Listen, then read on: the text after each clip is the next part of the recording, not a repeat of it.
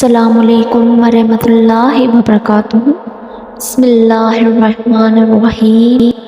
ایک گاؤں میں ایک لڑکی رہتی تھی جس کی یہ ڈیمانڈ تھی کہ شادی اس سے کرے گی جو شخص اسے باپردہ رکھے گا۔ ایک نوجوان اس شرط پر شادی کے لیے راضی ہو گیا۔ دونوں کی شادی کر دی گئی۔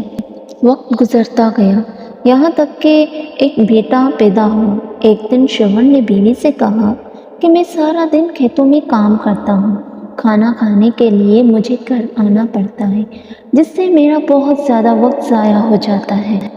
کل سے تم مجھے کھانا کھیتوں میں ہیرا لا دیا کرنا۔ بیوی اس بات کے لیے راضی ہو گئی۔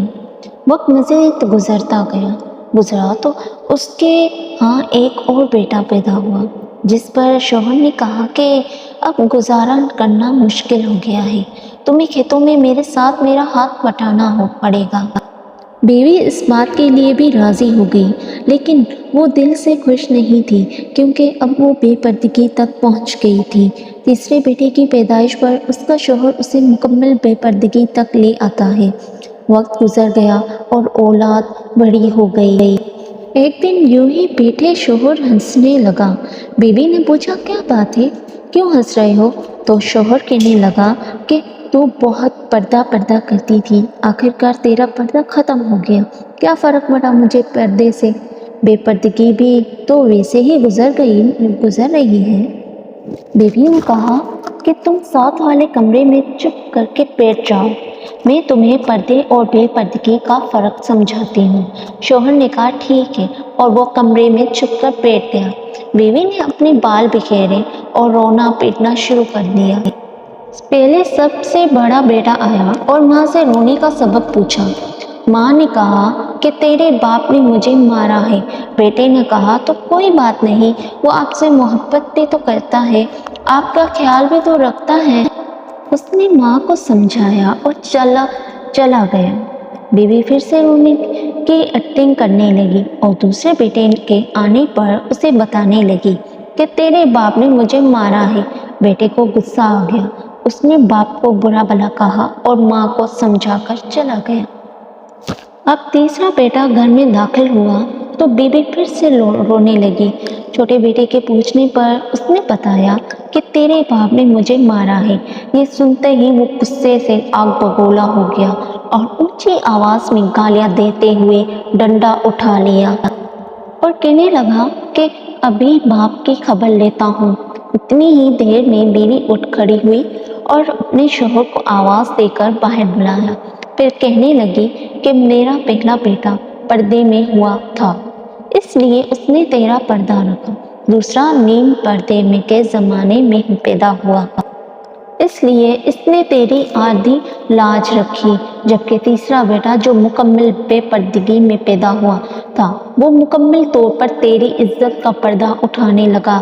سبق یہ ہے کہ پردہ عورت کا فطری تقاضا ہے اور جو اللہ تعالیٰ کی طرف سے حکم بھی ہے، جس کے بے شمار حکمتیں خالق ہی جانتا ہے۔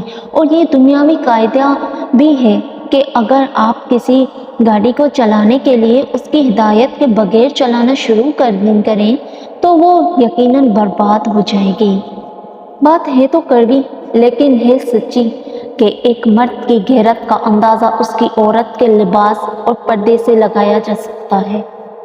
خواہشات اپنی مرضی سے اٹھائے ہوئے بوجھ ہیں، اگر اپنی پرواز بلند رکھنی ہے تو بوجھ ہلکا رکھیں، سفر آسان ہو جائے گا۔ اگر دل دکھانے پر بھی کوئی شخص آپ سے شکایت نہ کرے تو اس شخص سے زیادہ محبت آپ سے کوئی نہیں کر سکتا۔ کتنی خوبصورت ہوتی ہے وہ محبت جو وقت کے ساتھ بدلتی نہیں ہے، ورنہ اظہار محبت کے کچھ وقت بھی محبتیں پھیکی پڑ جاتی ہیں، پھر انہیں ٹوٹی ہوئی جوتی کی طرح گھسیٹا جاتا ہے۔ آخری دن تک پہلے جیسی محبت ہی معجزہ ہوتی ہے۔ ایک صوفی بزرگ فرماتے ہیں کہ بیوی کا غیر مناسب رویہ، بدزبانی اور شوہر کو اس کا مقام نہ دینا شوہر کو جلد برا کر دیتا ہے۔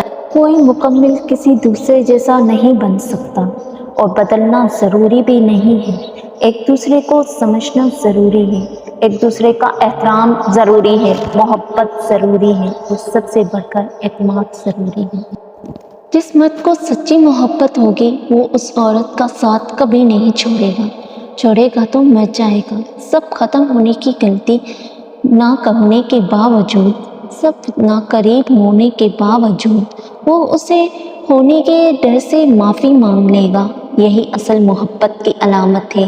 سمت ہیرا ہے اور ایسی عورت خوش نصیب ہے۔